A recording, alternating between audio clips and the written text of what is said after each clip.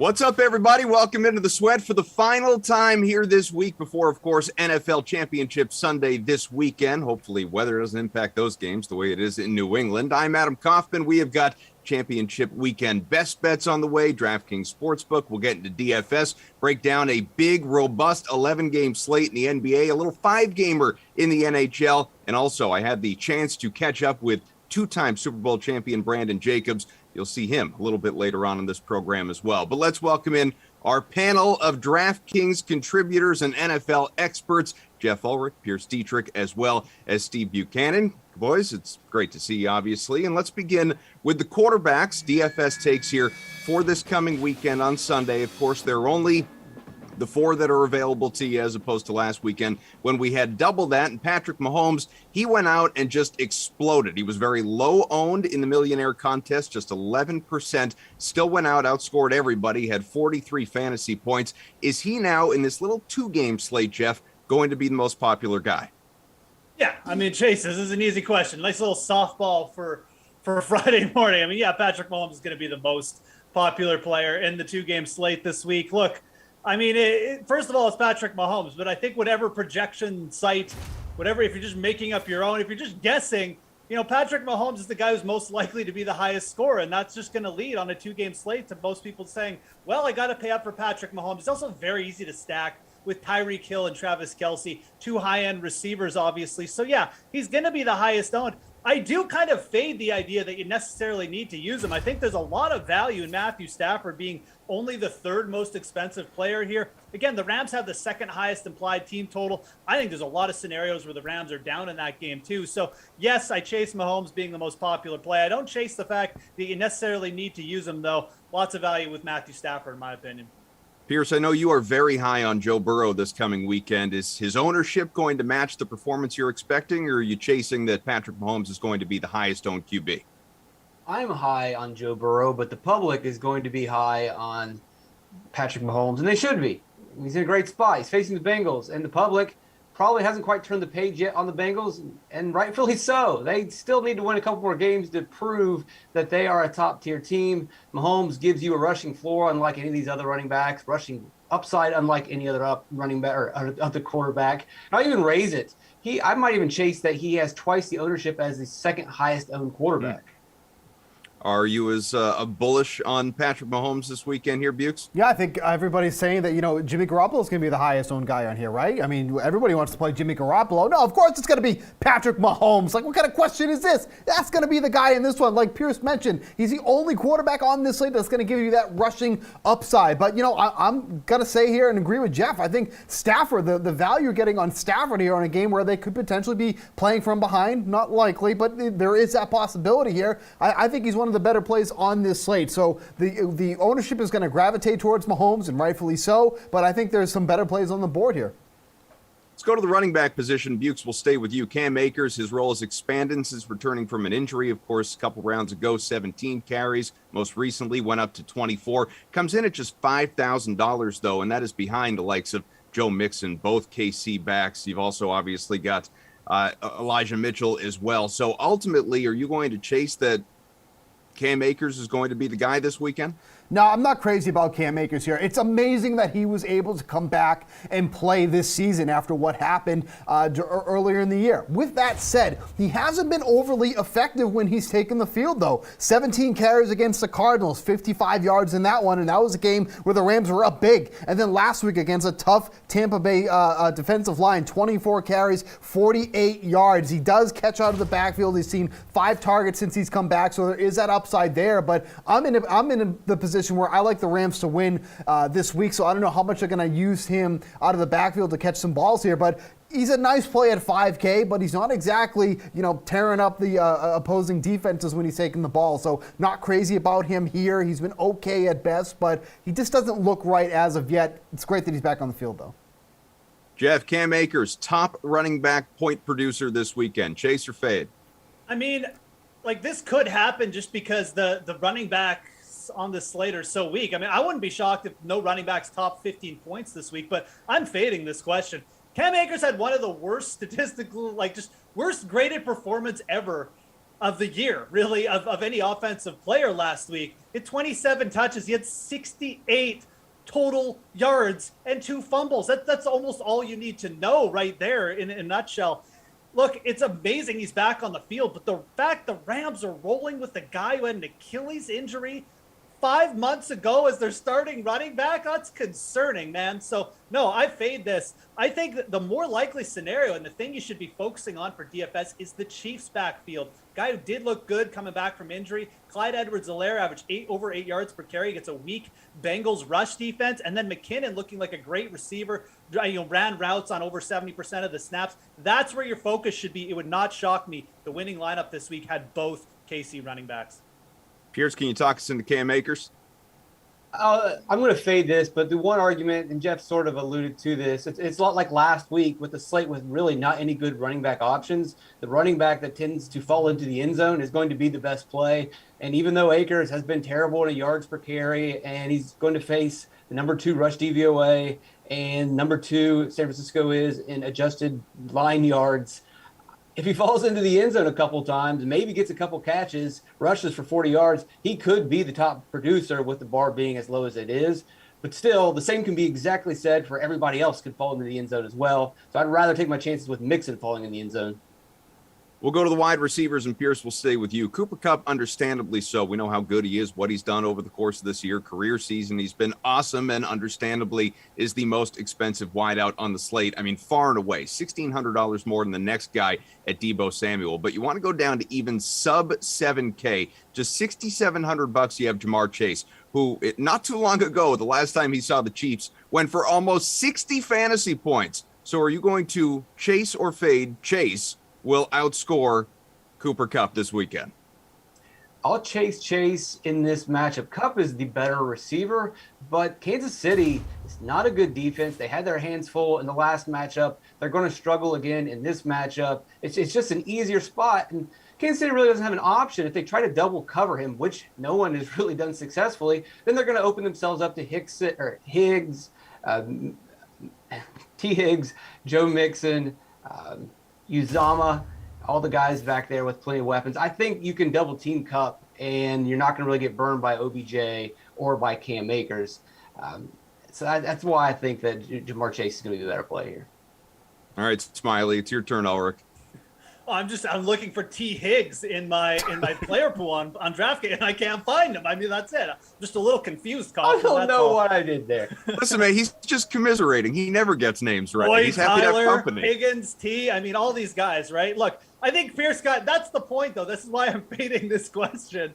Is that I think Jamar Chase's path to being the highest scorer on the slate at wide receiver, it's a little bit tougher than Cooper Kupp. Like, on the Rams, yeah, okay, Odell Beckham is there, and he's nice. He's really just a red zone target. He hasn't topped 70 yards in 6 weeks. There is a scenario where the Bengals will just pile on the targets to T. Higgins. He's gone well over 100 yards. He's outscored Jamar Chase numerous times. So Chase has other options to deal with, and the Bengals have other options to go to. So I'm fading that Jamar Chase is going to overtake Cooper Kupp. Cooper Kupp, and again, I mean, I think that the Rams will be behind in that game because I'm on San Francisco. So I think Cooper Kupp is probably just in for another big game, and I'm not going to pick anyone to go against them in terms of top scoring wide receiver. You got to go for that chalk, Bukes, and get Cooper Kupp in there, or is Jamar Chase actually going to be the guy? I think Jamar Chase is going to be that guy. Joe Burrow was one of the top quarterbacks in the league against man coverage, averaging 9.2 yards per pass attempt. The Chiefs love to run man coverage, and guess what Joe Burrow did against this secondary when they just faced each other a few weeks ago? He threw the ball more than 20-plus yards 7 times, completed 5 of those for 191 yards, and 2 of those touchdowns. Who do you think he's going to when he's going downfield like that? He's going to Jamar Chase, and that's why he had that monster game against the Chiefs. Now, if they're smart, they're not going to be running a lot of man coverage in this game because of how good Burrow is. But when that is going to happen, Burrow's going to be able to go downfield against his team. He's going to hit his guy Chase, and that's where the points are going to come from. I love this question. I love Jamar Chase this week, so I'm chasing that Chase. Will outscore Cooper Kupp this week. Moose, let's go to the tight ends. And this is just, for all that we talk about the Niners and Deebo Samuel, once upon a time we talked about George Kittle this just as affectionately. The guy was regularly going out and dominating. He hasn't found the end zone since week 14. Over the last 5 games, this is one of those stats you hear and then you feel like you got to triple check. He has averaged 5.5 fantasy points. 5.5 for George Kittle, who is regularly, of course, priced so high. Chase or fade that he is not even going to reach double digits again here this weekend? No, I'll fade this. And look, the thing with Kittle is it's not a player performance thing. I mean, George Kittle did have one bad drop against Green Bay. So, I mean, I guess you could say it's a little bit of that. But realistically, this is just a stylistic choice and a game flow thing by San Francisco. George Kittle's a really good tight end, but it's for multiple reasons. He's a fantastic blocker, and that's where San Francisco has been deploying him lately because they've been running the ball because they've been ahead in games or the games have been close. The one thing about the Rams defense, and I think Kyle Shanahan will utilize Kittle more as a receiver here. They're weaker down the middle of the field. They have a very good rush defense. Kittle has burned this team big time in the past. He's got 3 games of 90-plus yards over his last 5 games against them. He's got 4 touchdowns the last 5 games against the LA Rams too. I think at the very least, you see Kittle get in the end zone here. He may not see 10-plus targets, but I think he'll do enough to get over double digits. And I think for like showdowns too, he's going to be a really good value option because, again, you got Kyle Shanahan. He understands the matchup against the Rams better than anyone. He's 6-0 against them in the last 3 years. And I think you'll see Kittle be utilized more here as a receiver this week.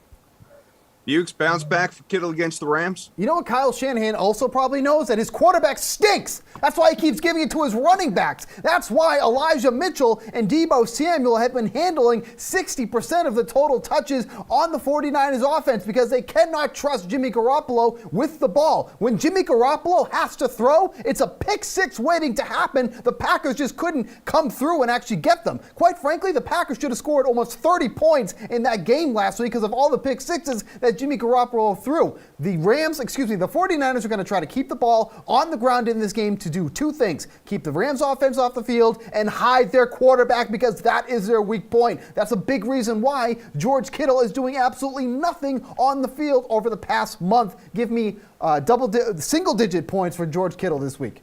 Are these pick sixes in the room with you right now, Steve? That's why I had to be in the studio because we needed a large enough room to fit them all. Fierce, what do you think? Chase or fade a modest 10-point performance, a double-digit performance out of George Kittle?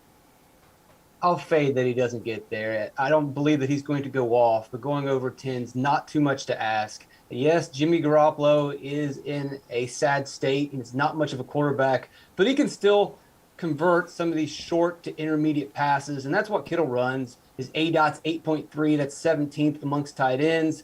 So running those short routes over the middle, I think he's going to be able to complete those passes. It won't be pretty. He's not going to go off. But in a game where they're going to struggle to run and they're going to have to pass a little bit more, he's still going to be getting that action over the middle and those short routes that get him to just barely 10 points. Pierce, I don't think anybody expects Gabe Davis to go out and approach 60 fantasy points again. Obviously, that 4-touchdown game for the Bills, he was absurd last week. Obviously, he's not playing. But, for someone to go out and do something like that, but with the 4 teams remaining, chase or fade a guy who is sitting at sub 5K going out and scoring multiple touchdowns? Fade. I would love to. I'll chase one of these guys being in your lineup, but fade the multiple touchdowns. Tyler Boyd is probably going to be one of those key pieces. He closed out the end of the season with several decent games, and I would expect the Chiefs to target in on CJ Uzomah. And if they're focusing on Uzomah, then that's going to open up Boyd as the safety valve. Maybe he gets 1 touchdown. He has a decent game, but he's not going to explode. None of these guys are going to explode. Bukes? Yeah, I mean, there's not a lot of choices to choose from here. But I'll play along, right? I'll appease the masses here. Tyler Higbee at 3,700 was somebody who was getting a decent amount of looks in the red zone. So if they're in the red zone there, there's a possibility that Higbee could be that guy. I'm not saying you have to roster him because this is a possibility, but when he came back after being out for a couple of weeks, he still had 6 red zone targets in the final 3 weeks of the regular season. So if there's anybody that has a possibility to do that, I think Higbee would be able to fit the mold. Moose, who's the guy? Anybody? Oh, yeah, I'm going to chase this for sure. I mean, come on, positive Friday here. I think if you're going for a sub 5K receiver, it's got to go to the Chiefs. I mean, they got a over 30 point implied team total. So the chances are, like, the Chiefs will be putting up points today. And look, Byron Pringle, pretty much all he does is catch like 20-yard passes and touchdowns. He's got the same number of red zone targets as Tyreek Hill over the last 3 games as well. Pringle's just been inserting himself more and more into this offense. He's averaging over 7 targets over his last 3 games too. I think that's where you go. I mean, Pringle's probably not going to be like a super low owned pick this week because there's only so many guys you can look to. But if you're asking me who is going to jump out here with a couple touchdowns and maybe put in like half of what Gabe Davis did, no one's going for 4 touchdowns again, but it'll be Byron Pringle. I really do think that this is a player who has really just sort of benefited from being the 3rd target there, and he's taken advantage of his opportunities. All right, guys, thank you very much. Exciting weekend ahead, obviously. We'll catch some of you a little bit later on in this show when we return to the NFL. NBA is going to be on the way here in just a few minutes. But before that, I had the chance yesterday in a nicer shirt with a nicer background to talk to a 2-time Super Bowl champ, Brandon Jacobs, about the emotions of championship weekend, what these guys are going through, what they're thinking, and if there's a club at all among these Final 4 that most resembles his former underdog Giants. Enjoy. Looks like you're wearing Conference a raincoat. championship week, and like I mentioned, you've been in this spot before, multiple trips to the Super Bowl on the line, and just the emotions. Are some of those emotions kind of conjured up for you, just seeing what other teams are going through and players are going through, and reminding you of your days with the Giants? Yeah, I mean, especially I mean, I'm really looking at that 49er football team, and I'm looking at those guys like, wow, that remind me of us. That team, a wild card team, I think they came out with like 3rd in their division, just happened to make the playoffs. And they went to Dallas and beat Dallas at Dallas, which was awesome. And they went out to Green Bay and played in the freezing cold and beat Green Bay. So they remind me so much about ourselves and, knowing what some of those, you're either in a situation where, first of all, we wasn't supposed to be here, number one. Number 2, we're here, so let's, take advantage of it. So, those guys are actually, I think, if anything like us, playing kind of loose at this point. Once we beat Tampa that first time, and, we played real loose from that time, like going forward, so it's really nothing to lose. We were never supposed to be here, so, hey, let's have some fun. I like that fist pump. Some rivalries never fade, huh? Oh, that one will never fade. But you know what, though? As being an athlete and being real and recognizing what they have, they also had a good football team. Mm-hmm. They had weapons over the football field. The line up front, they dominated both on the offense and defensive line. They scored pretty much at will with the wide receiver play they had. And it was just, I had them pick, early on to at least go deep in the playoffs. Take me back a decade, even before that as well, with your previous trip. What do you remember about championship weekend? Was that week different for you, for any other guys on the team, compared to obviously just the regular process of the regular season? Well, you come in the championship weekend and you're wondering, this is the Final 14. This is the Final 14. Somebody has to win. Somebody has to win this game, or and 2 teams got to play in the Super Bowl. And thinking back, when we were playing and that we playing against a 49er team who was absolutely loaded, great defense. They had players all over the field. We had played against them earlier that season, and they beat us in Candlestick. So, coming to it, we know it was going to be a dogfight, and I say we had the upper hand because they beat us already that year.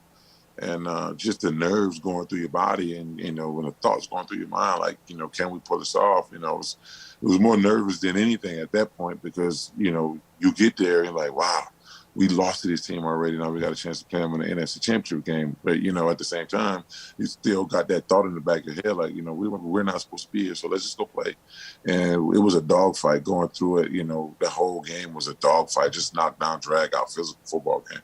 All right, so with championship weekend coming up on Sunday, let's get some of your picks here. Obviously, the 4 teams left. AFC, you got the Chiefs, the Bengals, and, of course, on the other side, the Niners, very relatable to you, of course, and naturally they're going against the Rams. So who's going to go to the Super Bowl? Who's winning this whole thing? San Francisco 49ers, Cincinnati Bengals, with the Bengals winning the Super Bowl. Like that. All right. Yeah. I want to hit on some new news with you. It doesn't concern your Giants, but Ben Roethlisberger, he announced his retirement after 18 NFL seasons. I know you're both offensive players, so you didn't share the field, but what was it like going against him? Big Ben, man, Big Ben was on his 50th year, 56th year whenever we played them out. No, actually, it was in 2008 season when we went to Pittsburgh and played them at Pittsburgh. I like Big Ben. I think Big Ben was a great leader for the Steelers.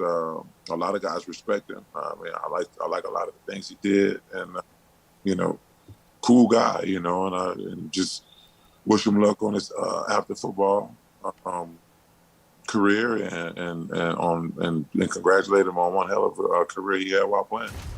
All right, excellent chatting with Brandon Jacobs. Make sure you keep an eye on the DraftKings social accounts for a little bit more from that discussion. But let's go over to basketball before we get back to football later. Matt Meiselman jumps in, DK contributor. And Matt, we've got an 11-game slate in the NBA, which is wonderful after a lousy little 2-gamer last night. And so we'll go, price range by price range, take a look at daily fantasy, help some people set their lineups here. 10K and above, you got a bunch of names that are available to you tonight, at least pending injury and getting ruled out, between Joker and Giannis and LeBron, Morant, Murray, and the list goes on. Who's your favorite?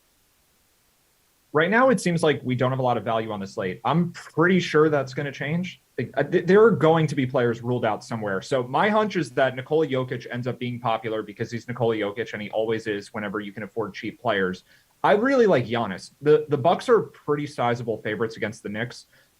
So there is a chance of a blowout here with a line of 8.5. But if this game stays close, Giannis is in a great matchup with the Knicks team that just isn't good defensively. They do play pretty slow, so that's kind of a concern. So maybe it's not as good of a matchup as it could be, but I still think it's an above average one. And it's more just Giannis is going to be contrarian tonight. That I'm pretty sure about. And they are coming off a loss. I think maybe they have a little something to prove, but either way, you get a player this good. 11,800 is a reasonable price, and it should be a night where he's less than 5% owned. So for that reason, I like him a lot. This next tier between 9K and 10K is pretty interesting as well, because you don't have, again, that no doubt about her guy that I have to get in there, but there's Devin Booker, there's Karl Anthony Towns, Nick Vucevic, Chris Paul, guys like that. The one I like best here is actually SGA for OKC. How about you? Yeah, that could be interesting. And if you get Sabonis back, that kind of changes the dynamic of that game. The player I'm looking to, though, and it's a little dependent on an injury situation, is Karl Anthony Towns. The Wolves are on a back-to-back tonight, and D'Angelo Russell actually hurt his shin last night against the Warriors. I'd be surprised if Russell plays. It's a back-to-back anyway. It seems like a pretty standard rest spot for him. But I do assume that Towns is going to be out there. And this is kind of a sneaky good matchup because the Suns don't have Jay Crowder. They don't have DeAndre Ayton. They don't have JaVale McGee. So their defense in the front court is pretty thin right now. I don't think Bismack Biyombo, who's a good interior defender, has any chance to guard Towns on the perimeter, which means you have to have Jalen Smith probably guard Towns, who's just not nearly physical enough. I just don't think he can play defense well enough at all to guard Towns. So on paper, if you just look at the numbers for the year, the Suns are good at defense across the board. They're good against centers because of Ayton and McGee. But for tonight specifically, I think Towns is actually in a really good spot. So could be contrarian play at center. I think he could do really well on this back-to-back.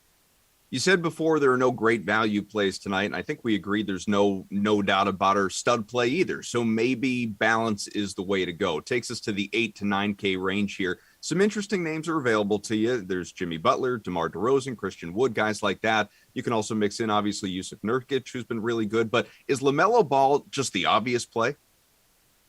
He seems like it for now, but we don't know who's playing for the Lakers yet, which means I may wind up having to tout my least favorite player in the NBA, and that's Russell Westbrook at 8,600. After what he did last night? I mean, maybe he'll be less popular than he should be, but we could have a game tonight where AD and LeBron don't play. As it stands, I'd be very surprised if Davis plays.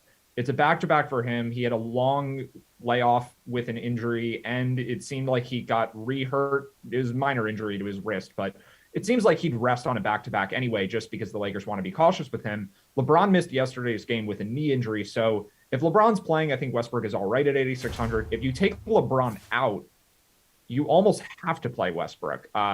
And I also would, I mean, the only reason you wouldn't want to play Westbrook at that point is because you worry about the Lakers getting blown out by the Hornets. Like, that's really the concern there. So it's just way too low of a price for Westbrook if you take the other two Lakers stars off of the court. And I think there's at least a decent chance that that happens. So he's definitely someone you have to keep an eye on, even if you ultimately don't want to play him because he's Westbrook and he's bad. I think for DFS, there's potentially massive upside. So he's worth considering no matter what.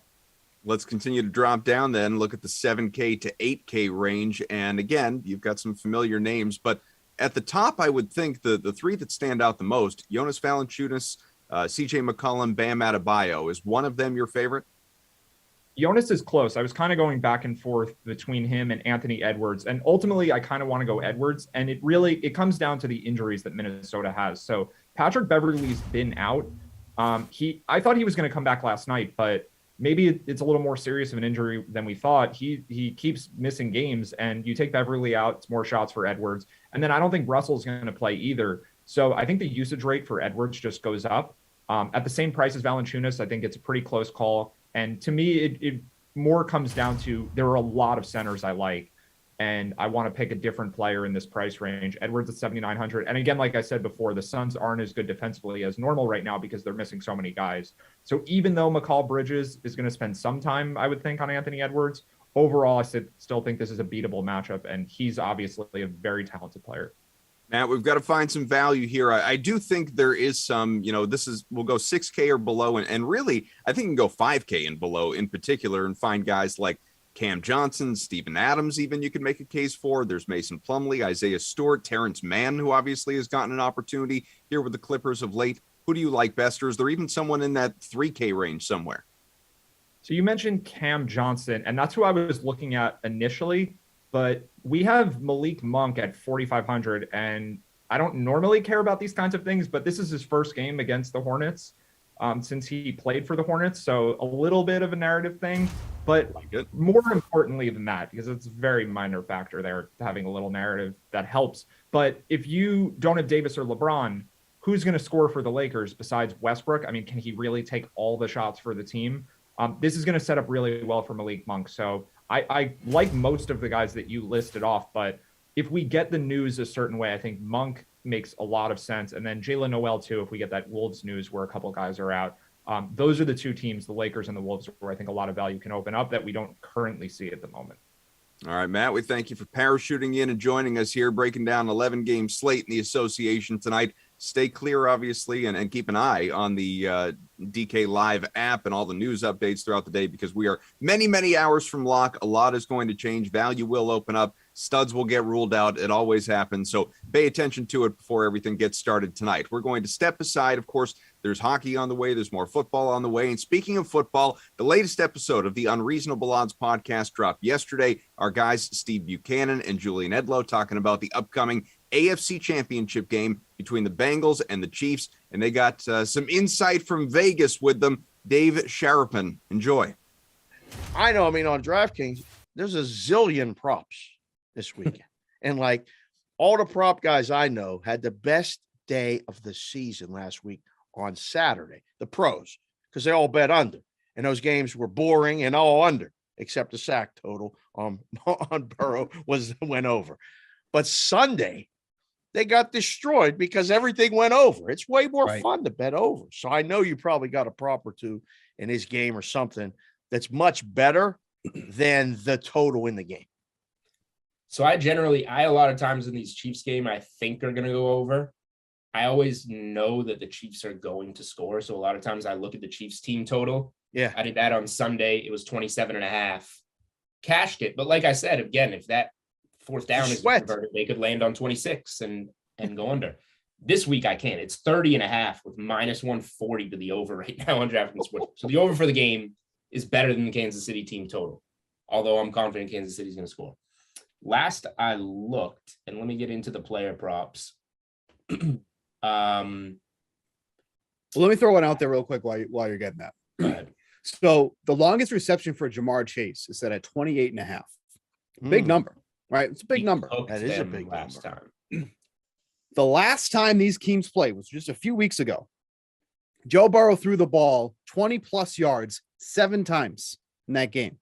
He completed 5 of them for 191 yards, which is an average of 27.3 yards per pass attempt. Wow. 2 of them were for touchdowns. He destroys this secondary. Why? because he was one of the best quarterbacks in the league versus man coverage. The Chiefs run man coverage constantly. In those scenarios, Burrow's averaging 9.2 yards per pass attempt. He absolutely destroys this type of coverage. So put all that together. Like, I'm taking overs on Burrow on passing yards, on,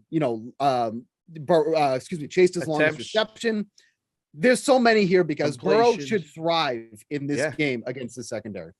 I love that angle, Steve. That's phenomenal. I'm going to have to look all that stuff up myself, because I tell people all the time, like, there's a big menu, right? Yeah. And sometimes you just got to focus and narrow it down to one or two things to really kind of be successful. Now, it's kind of an all or nothing proposition, because if, he gets dinged up and knocked out of the game, you don't win anything. Or, so spread it out and obviously, branch up, but like attack, immediately what you said makes me go, all right, I'm going to go look at Burrow's yards. I'm going to look at his completions. I'm going to look at his attempts. I'm going to look at his longest pass. I'm probably not going to look at his rushing yards. Joe don't really take off. I don't have to worry about that one. Right. But Mahomes is one that I would be looking at rushing yards. Keeps going over. The guys putting the numbers up at DraftKings aren't adjusting it. He's going over with one rush. So he went over his prop total last week in the first quarter. Yeah, with one run, I believe. I think he got a 30-yard run or something. What was his total? 28 and a half, something like that. Yep. Yeah. Oh, now it's bumped up to 29 and a half for this week. So they knew they got burned. So now they put it up a yard for this week. So Burrow passing yards 285 and a half. Ooh. Mahomes passing yards 289 and a half. Special on DraftKings, Burrow and Mahomes combined 600 plus yards plus 150. 600 plus yards. You're telling me they're both right? Burrow's 15 under 300 on his prop. Mahomes 11 under 300 on his prop. If you like them both over, are they going to combine for an additional, what is that, 24 yards to get you plus 150? I think I kind of like the prop, and they work together, because if it's going to be this shootout game and they're both passing, right? We like what we saw from Allen and Mahomes at the end of the game. If it's going to be a one-score game and you're both passing, trying to score, that it just works well together for both of them. And the prop is good if you go 350 and 250, right? Yes. Yep. Yeah. One could go. You could split you could play both overs and split them, but if they both go under 600, you would win your plus 150 combo prop. I like that. And not only that too, but if you like the over in this game, they're not going to hit the over if they're going to be running the ball. They're going to be hitting the over because these guys are passing a ton. So if you like the over, you have to like both of these guys, right? Because it's not. I don't think it's going to be a lopsided game. Like, it's not going to be the Chiefs win, 40-14 or something like that. Like, I think this is going to be a close game, and that's why the line really isn't moving as much at all like we saw last week. There was a lot of movement last week. Right. So if you like the over, under 300 yards for both of these guys, come on. All right, Jules, Bukes, Dave, thank you very much. Good insight, obviously, on the AFC title game. Let's get to hockey. We got a little 5-gamer on the ice tonight, and we bring in Jeff Ulrich coming on back. Of course, Paul Bruno from RotoWire. Paul, where's AJ? Where's AJ Scholes? You lock him in a trunk or something? I think he likes the long weekend business. 3 days off, that's pretty good. Unbelievable. It's hard to find professionals, but I'm glad that you guys are here on a Friday. All right, favorite skater to pay up for. We're talking DFS. Of course, Nate McKinnon is likely out tonight for the Avs after suffering a broken nose because he had the nerve of getting in the way of Taylor Hall's stick the other night. So, Paul, we'll go right to you. Who do you think? Who's the guy to pay up for tonight? Well, I think the Pittsburgh Penguins got to be smarting from losing to Seattle the other day. So while AJ's not here, I got to pick up the slack and talk pens for him. And I'm going to say Jake Gensel, one of the hottest sticks in the league still, $7,200 the price tag. The home date against Detroit, very inviting. And his captain is another good play tonight, $7,700 for Sid the Kid. I'm going to be stacking that first line for Pittsburgh. And the other stack I'm going to be looking at is the Boston Bruins top line, maybe top two lines, a mix of Pasternak, Marchand, Bergeron. I like Pasternak because he is another guy that's on a heater and one of the noted goal scorers in the league. $7,900 his price tag. Marchand comes a little cheaper, and he shot a a couple of one-liners across the bow. So there's going to be a lot of fans in the stands that are going to be on his case, I think, and he's going to love that. But the screaming hot value there is Nazem Kadri. The news is not good on his captain, Nate McKinnon. He might be missing this game in Chicago, and Kadri moves up to the top line with the big boys there. And, he's among them this year in scoring. So great value at $6,900. Pablo, I'm just glad you shouted out the Boston guys so I didn't have to. Alex Ovechkin is the highest priced guy, though. If McKinnon doesn't go, Jeff, who are you paying up for? Yeah, and I think this is a night where you can pay all the way up for Alex Ovechkin. I actually like this spot. They've reunited him with Kuznetsov. Kind of a little bit of a slump for Ovi. I mean, I don't know if you really want to call it a slump. I mean, he does have like 5 goals in the last 10 games. But maybe for him, two games without a goal. I don't mind this matchup against Dallas either. Dallas allowed over 35 shots on net against the New Jersey Devils in their last game. And I mean, the Capitals are kind of in a spot here where, again, like they've lost 3 of their last 4 again. Like this team has been slumping of late. And I think it's a good spot for Ovi to kind of get back on track. Stars certainly haven't been immune to getting in shootouts of late. Their goaltending can be really up and down. Ovechkin is still firing the puck too. That's the thing. Like the shots aren't going in quite at the same rate as they were at the start of the year, but 8,700. And I think you look at this slate, a lot of people are going to take the little bit of discount you're getting with like Crosby, with Pasternak, but that's just going to leave Ovechkin as a lower owned stacking option in big tournaments. So I like going all the way to the top tonight. I think this is a good night to pay all the way up for Ovi. Jeff, we need your favorite value play here. You ridiculed me the other day when I shouted out Andre Kasha to you. I'm going to give you another one today. You tell me if there's better value available to you than Brandon Hagel. You mean the Ducks, Andre Kasha? I mean, come on. Exactly. You can go with Hagel, but I mean, obviously the Blackhawks are the Blackhawks. I mean, they could also show up here and get like 1 goal on the night and you're left with nothing. I like attacking a team. I like attacking a team in the Boston Bruins, which I'm sure will just bring music to your ears. They're playing the Arizona Coyotes. They've got a massive implied team total here. And I think you can go down their lineup here, down to Jake DeBrusk at 3,600. I think that's a better idea than necessarily taking a guy on a team like Chicago in a tougher matchup.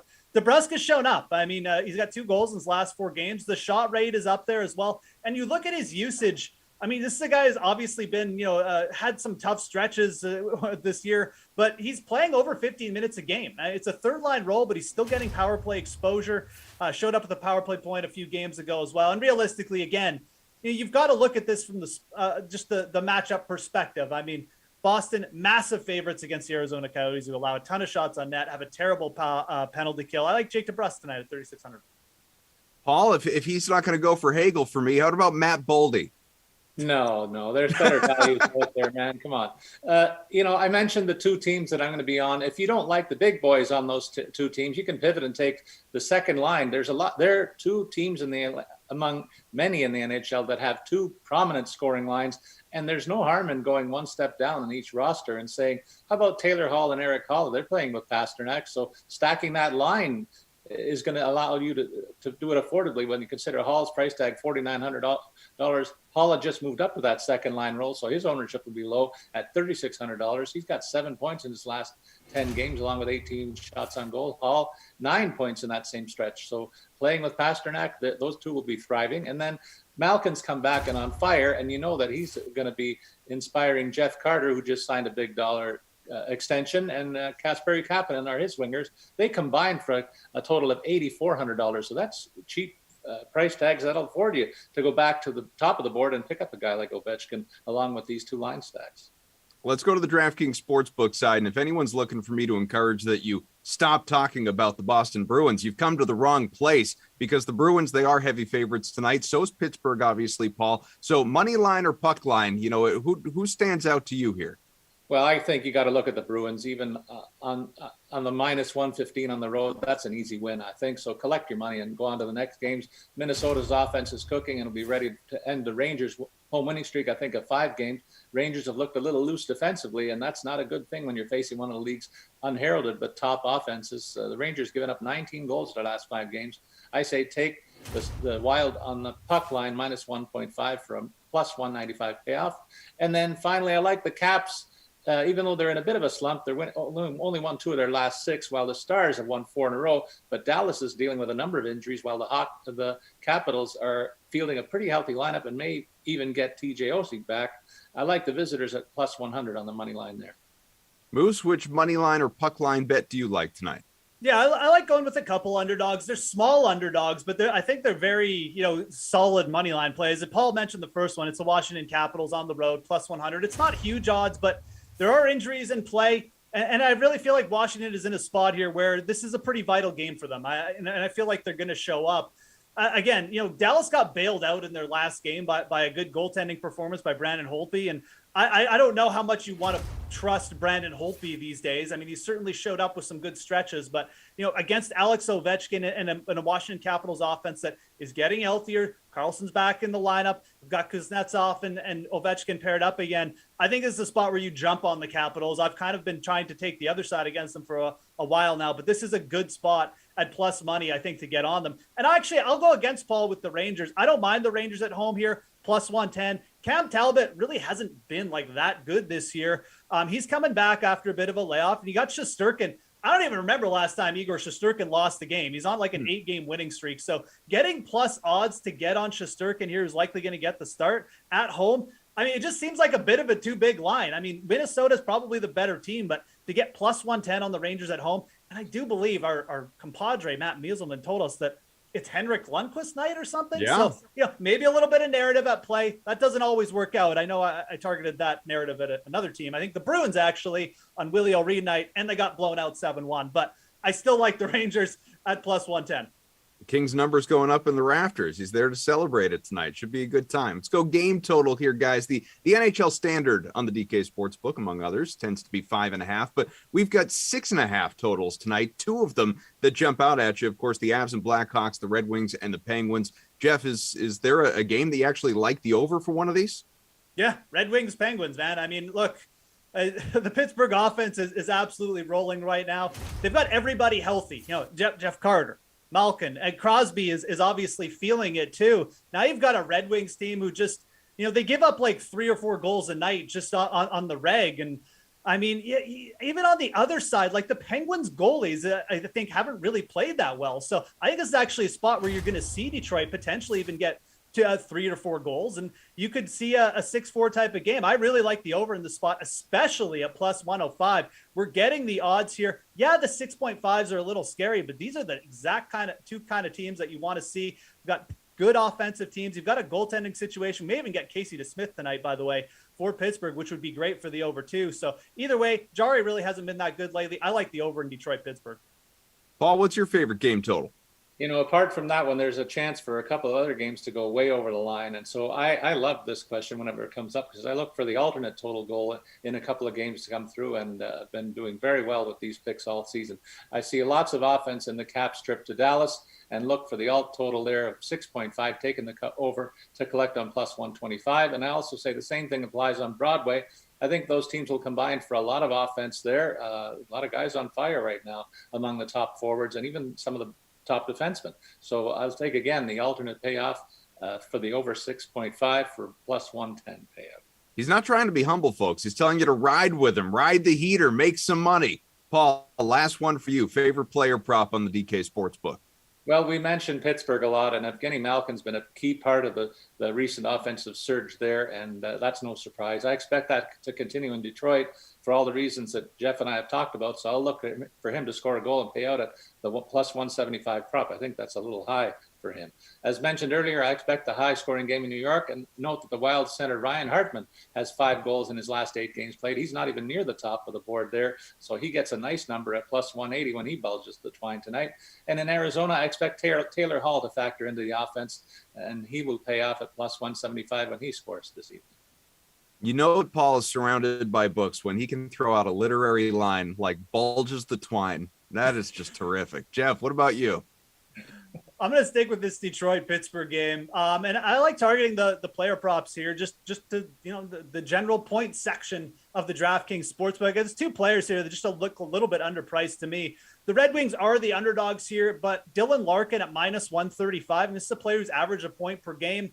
Again, Pittsburgh Penguins goalies really haven't been that good. So even if we get Jari starting here, wouldn't be that bad a thing. The Red Wings' first line has been very, very productive. You got Larkin as a power play skater in the top 1% of short-term form, just in terms of shot attempts. So he is getting his shot off on the power play at even strength. Eventually, like, the goals are going to go in. And realistically, if you're just targeting to go over 1 point, all we need is 1 point here anyway. So I really like Dylan Larkin at minus 135. I think those are good odds. And I don't mind taking a shot with Jeff Carter in this spot either. Again, they're going up against the Red Wings. The Pittsburgh Penguins have a massive implied goal total here. So Jeff Carter getting a piece of that second line at minus 125 just to score a point. Again, over 0.5 points. I like both those guys. All right, guys, I like both of you. Thank you very much. Enjoy the weekend. We'll talk to you again at some point real soon, I'm sure. But we're going to let them go. Enjoy their days. Get to football. More of it to close us out here on this edition of The Sweat. DK Sportsbook side, more on the way.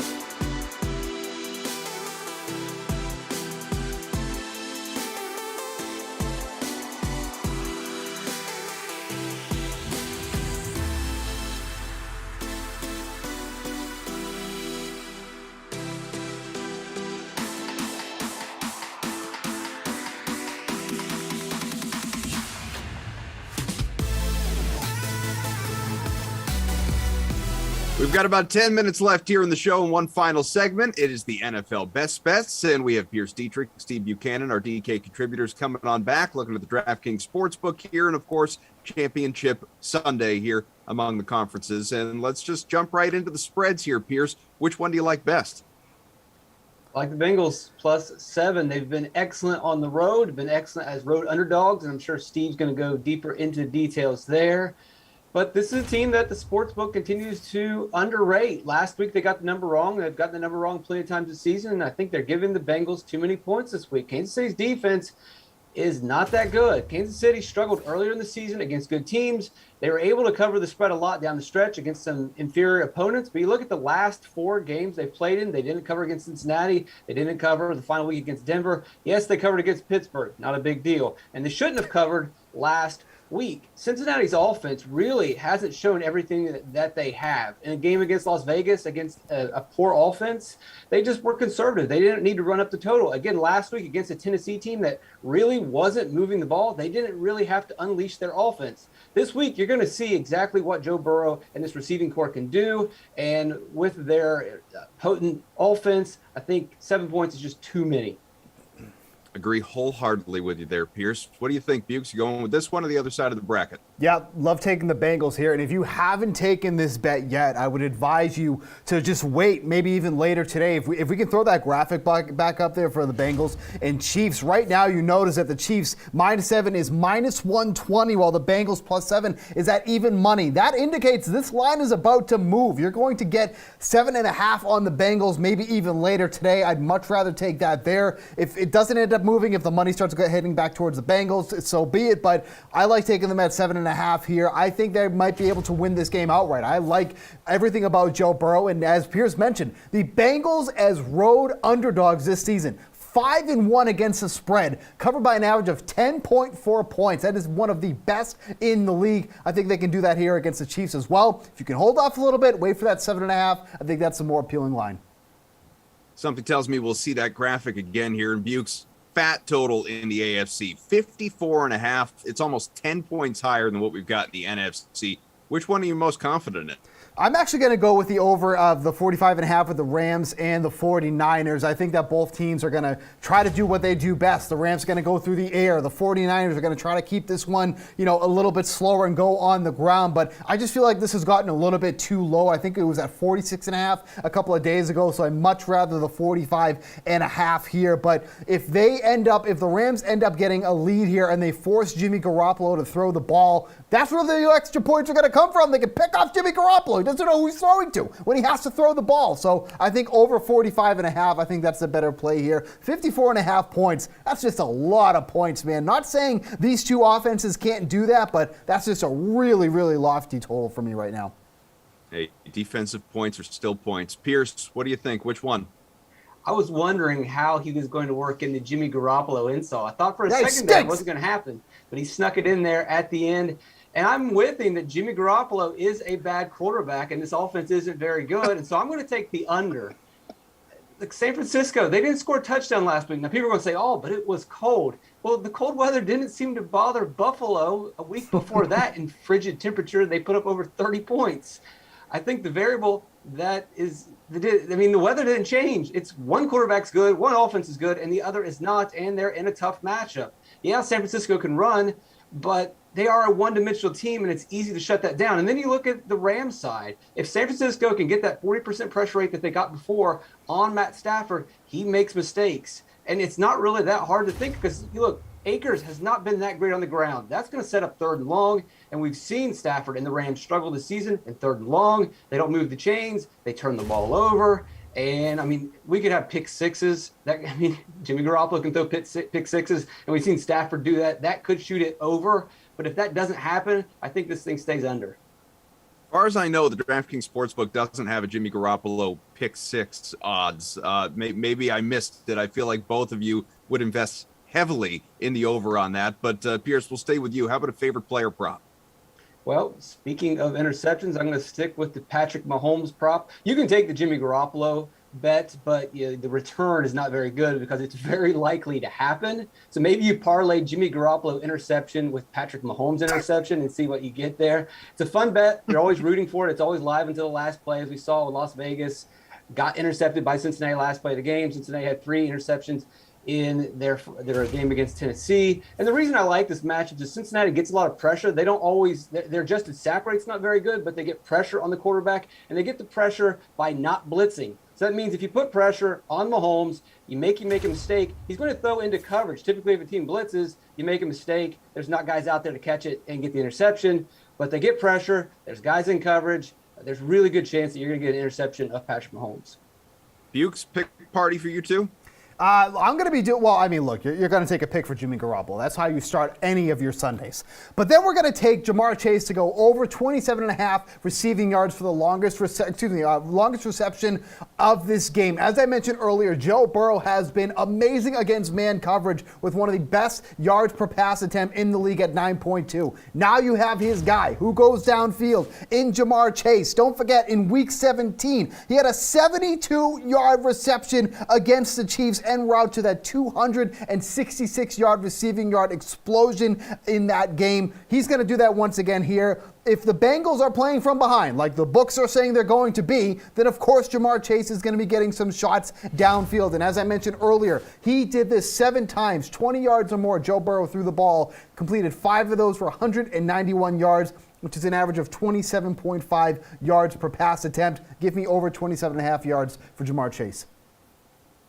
Bukes, whether it's a team special, a player special, a yards leader, how about a conference special for you that stands out? Yeah, there's a lot that you can get over on the DraftKings Sportsbook, but if we're thinking this is going to be a shootout with the Chiefs and the Bengals, one of the specials you can take is Patrick Mahomes and Joe Burrow to combine for 600-plus passing yards. That's a plus 140. Feels like a ridiculous number, right? But if both of these guys can get over 300 passing yards, you're right there. And don't forget, Joe Burrow had over 400 against the Chiefs in Week 17. So that really wouldn't make much more for Patrick Mahomes to pick up the difference. And if we're talking about Patrick Mahomes to pick up the difference when it comes to passing yards, I think we're going to be in an okay spot. So truly, both of these guys should go over 300-plus receiving yards. This is a way to kind of double up and a little bit more your bankroll or whatever your bet's going to be here at plus 140. So I think that's one of the more appealing specials you can grab.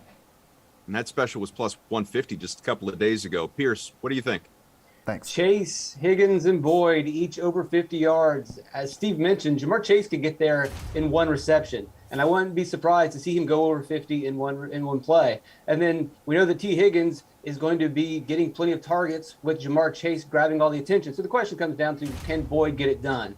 Well, again, as Steve mentioned, the book says that this game is going to feature a lot of passing. They're going to be playing from behind, something that we haven't quite seen a lot from Cincinnati lately, and that would explain why Boyd has not had some really big games. Now, Uzama could obviously play a role, and Mixon could play a role in taking away from Boyd, but I think there's going to be plenty of passing going around in this game where Boyd will just clear that number, and it's a pretty good payout. This right here, it's my favorite question. Unfortunately, we got to be quick. You each have about 30 seconds, and that is just a futures bet, whether you're looking for a Super Bowl winner, an MVP, just the matchup. Pierce, what do you think?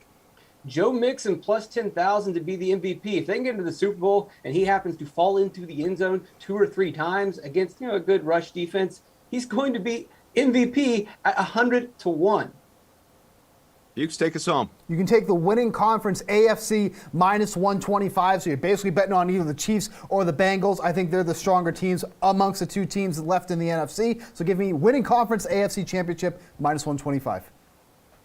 We want to thank everyone that was part of today's show. Great panel of experts. You can go back, relive this thing on YouTube if you like, because all this information is going to be relevant for a while, so you may as well take advantage and enjoy it. We got a full day of Madden simulations coming your way beginning in just a few minutes on the DraftKings YouTube and Twitch channels. First game at noon Eastern, just again 5 minutes from now. The slate about 5 hours from now, just after that 4 o'clock Madden sim, right around 5:15. It'll be Bukes coming back, Matt LaMarca, and Brendan Glasheen as well. You can learn more about what to expect conference championship weekend. Thank you again, Adam Kaufman. We'll see you later. Sweat comes at you on Sunday.